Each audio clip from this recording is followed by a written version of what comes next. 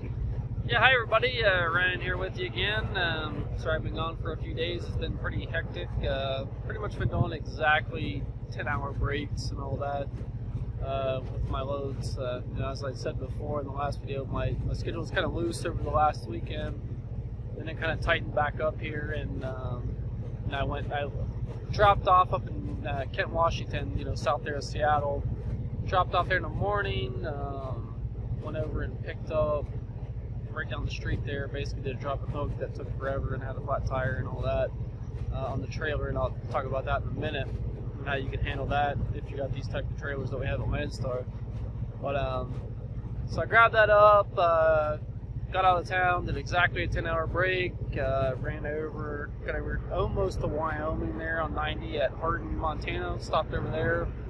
Then that next morning had this drop and hook down at Walmart DC in Loveland, Colorado.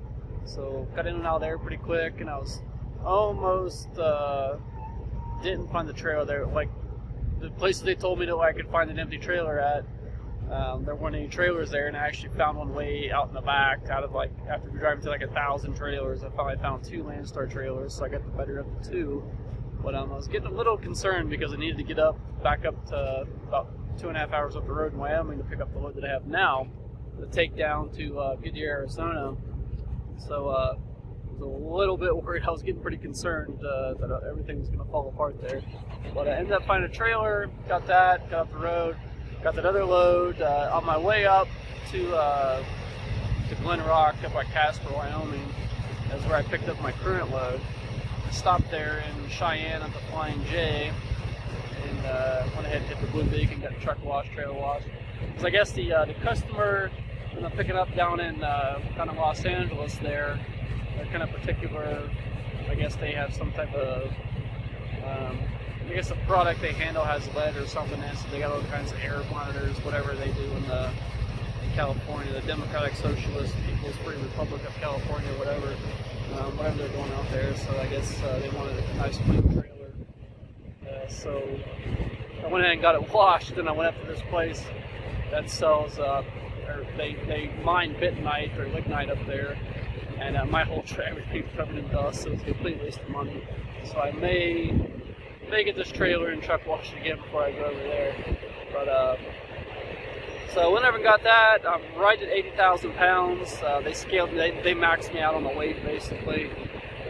So I'm like right at 12,000 on the steer, like at 33.8 I think on the drives, and like at 33.6 on the tandems, and that's with with a full tank of fuel. So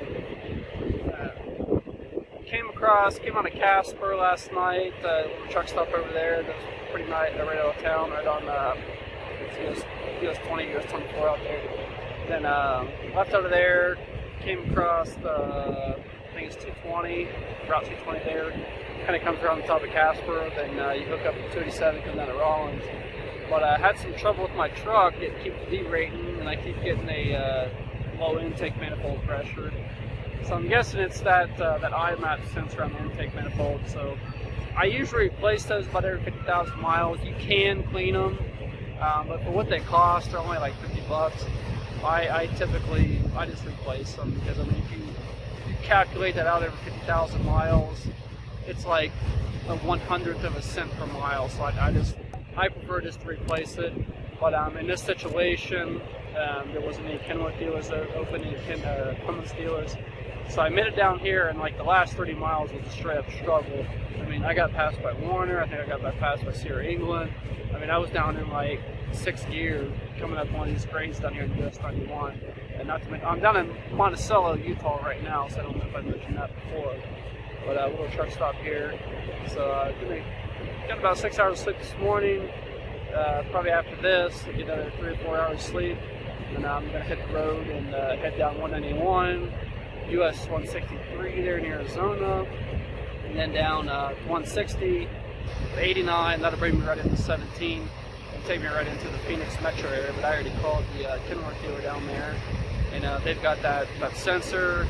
I want to change my air filter out. They got an air filter and all that good stuff. So they'll be open up at 6 o'clock in the morning.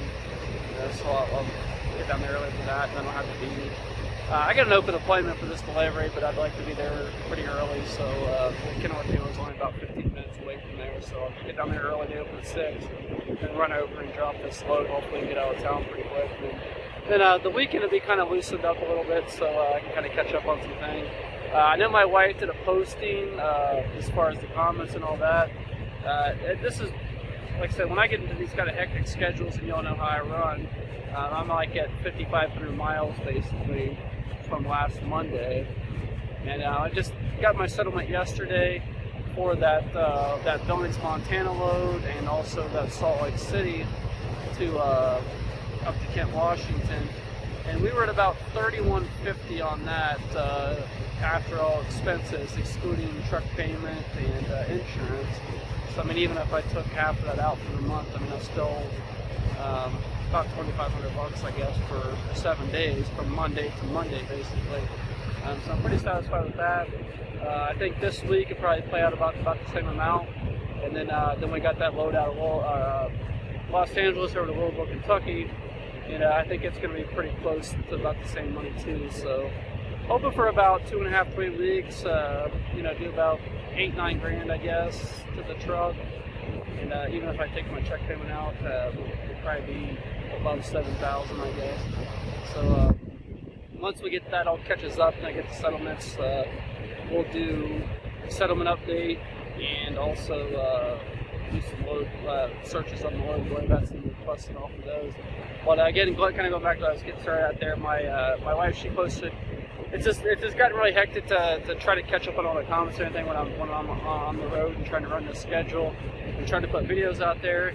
So from now on, she's going to try to watch the postings and all that, and she's going to do basically a Q&A type thing, and then I can do a video and answer all those at once. So be watching out for those videos, and so most likely I won't be commenting on the comment board as far as that stuff goes. But anybody else out there, if you're at Landstar, wherever you have the info, you're free to put your input and all that in. We appreciate that. And, everybody's got different opinions on things, and they work things different. I mean, my way isn't the only way. My way might not be the right way. I think this guy just pulled up at the gas pumps out here, so I'll show you this. Right behind me there. This dude just pulled up. There's like the truck pumps back here. This guy just pulled up. Okay, now he's gonna back up. He figured it out. He's backing up. So I don't know. Never see such big things out here. But thank God that the awning or the canopy over there wasn't that low, or that guy would have probably just took it right off. He's got a severe air leak as well. I can hear it all the way from here, and I'm like 100 feet away. But anyways, that's that. I've had a lot of questions about truck payments and buying trucks and this and that, and I wanted to spend a little bit of time kind of talking about that.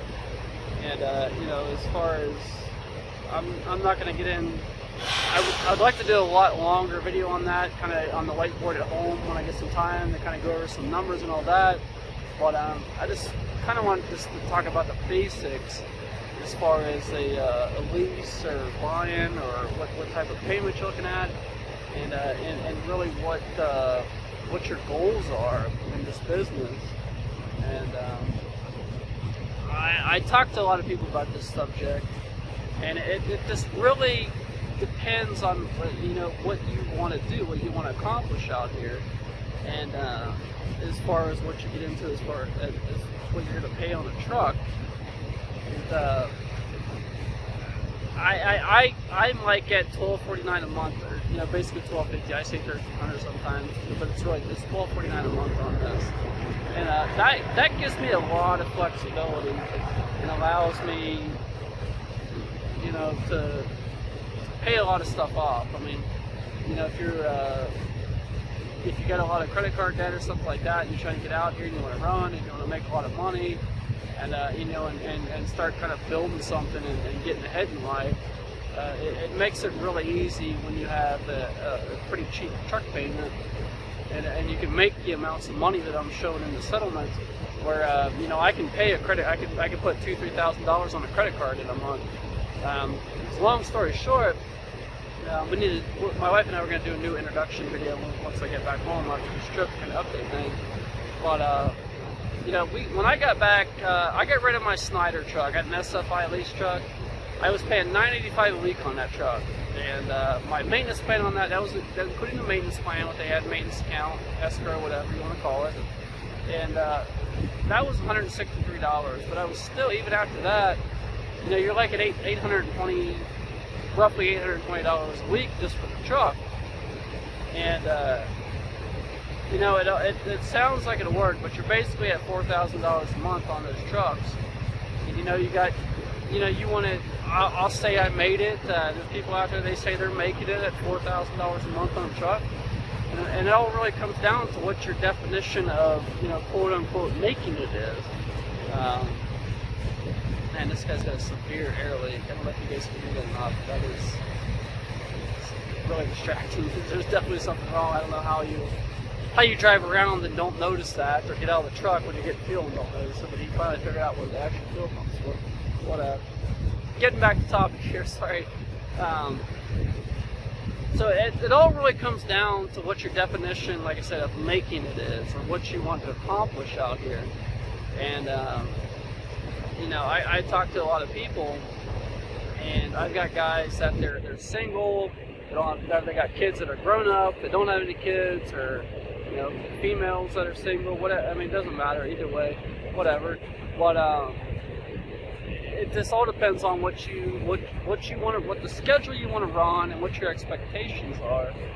And I think a lot of guys out here that get into these bigger lease payments, these bigger, you know, buying trucks with bigger payments, you know what I mean, $27,000, $28,000, $3,000 plus, and they have the expectations that, you know, I got my own truck now, I'm going to do whatever I want, I'm going to be home every weekend, I'm going to be home 2 days a week, and it's just not, I think that's kind of a, no offense to anybody, and not singling out anybody that I talk to via phone or whatever, that's kind of a pipe dream, in my opinion.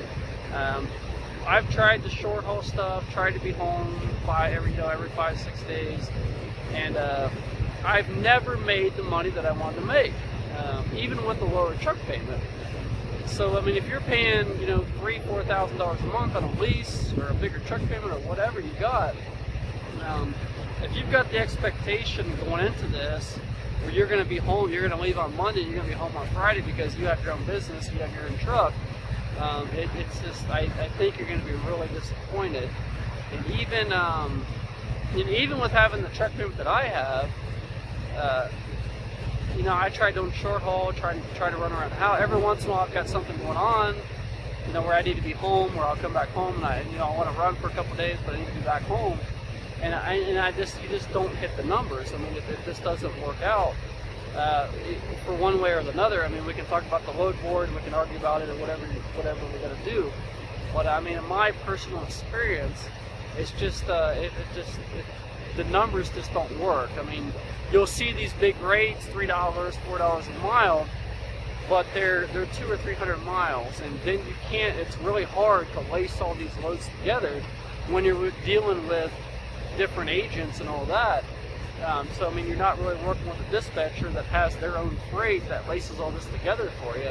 And even with that, I would never work for a dispatcher in my, you know, for what I do. And that's why I'm out here doing this, because I like doing my own thing. But so it all comes down. Like I said, I get the question where people ask me, okay, it's $2,500. Can I make it on that? Or can I make it on $3,000? Or then I see people post, I've got a $4,100 a month truck payment, I'm making it. But it's all within your definition of making it. And if you've got that type, when I was with SFI, like I said, I was almost at $4,000 a month, including the payment, the maintenance plan, or the maintenance account, escrow, whatever. You know, I could maintain a high standard of living. You know, we like to take a lot of trips. You know, we kind of buy whatever we want. We'll throw it on the credit card, and I think we kind of fool ourselves to where you know, you're making $1,500 after expenses on a payment like that. What I had SFI, you know, you're taking you're bringing in 1,500, 1,200, or whatever, and then the time if you compare it as if you were a company driver, you're not getting any benefits on that. So $1,500 a week with no benefits, no taxes taken out, is really not that good. And that's about what I did, $6,000-7,000 a month. And even running the schedules that I do, where I'm out 2 or 3 weeks at a time on that SFI truck with a $4,000 a month payment, basically, you know, after my fuel and all that, and whatever else I had to put in, Landstar expenses, insurance, you know, I was doing $6,000-7,000 a month, which sounds like a lot of money. That's like $1,500 a week, basically. But you got to realize you don't have health insurance, you don't have any retirement, you're not paying taxes on that. So that's all stuff you got to take into account. And there's no paid vacation. So when you take a week off, you got to pay $985 just for the truck payment to SFI or whoever your leasing company is, or truck or financier or whatever. So you got to think about that. If I want to take a week off, this is going to cost me $1,000 on top of not making any money, not paying my bills and everything else. So it gets pretty stressful, and that's why I got out of that truck back in March, or right at the end of March last year. I got out of that truck and did some local stuff, and then you know, it all kind of caught back up in about August. I mean, my wife and I started looking at the credit cards and kind of reevaluate our whole overall financial situation, and we were $40,000 in credit card debt, and because you'll keep living that standard of living. You think you're going. You see that overall, that net amount, that gross amount, whatever. Oh, I'm making 12. I'm making 15,000. But actually, you aren't. You know, the time that you break it all down, it's very deceiving. When you start racking, you'll hide stuff in other places to keep appeasing yourself, and that's what you got to watch out for with these bigger truck payments and whatnot. But you know, now with the truck that I have and what I've been doing, since we got back into the business back in September, I've knocked that 40,000 down to under 8,000 in basically 9 months. So if you set yourself up right, you can really achieve amazing things out here. And there's no other place in the world, I don't think, where I could do that, where somebody is $40,000 in credit card debt and actually get ahead of that. Not only get ahead of it, where you can actually knock that down. I mean, probably. I mean, if I can continue at the current pace, I'm looking at probably next month we'll be out of credit card debt, and start looking at other things, and you know, and be on the path to freedom, basically, where I can slow this thing down, or I can park this thing, and you know, work 6 months out of the year, or you know, I don't know. I mean, it's all up in the air at this point. We're going to do another introduction video to kind of capture everything that we got going on with the channel and what we're trying to project to other people and help other people with. And that's why our channel's not just trucking. It's kind of everything going on. Like, kind of this whole journey is when I want to start this thing. Is as far as starting out in that position and being able to turn around $40,000 of credit card debt, being into a house that I want to do, and kind of work it into, you know, something that I want to do for the rest of my life, and be with my kids. I got 2 little kids, as you all know, if you watch them, and so you've got to really set yourself up, and kind of the first step with that is really thinking about these trucks and being careful what you get into, because you really got to think. I mean, this truck doesn't define me. I'm not out here to prove anything. You know, I like the truck that I have. I'm a Kenworth guy, and I'm satisfied with the truck. I mean, it needs stuff here and there, but this truck doesn't define who I am. It's a business tool. It's not a fashion statement. So I'm not going to pay, you know. And I got back when I bought that SFI truck, or didn't buy it, but when I signed that lease agreement, you know, I was looking at it, it's like, oh, I want a T680, I want a 13-speed, I want this, I want to be comfortable. You know, I deserve this, I'm owed this, and you think those thoughts, and it's real easy getting over to your head.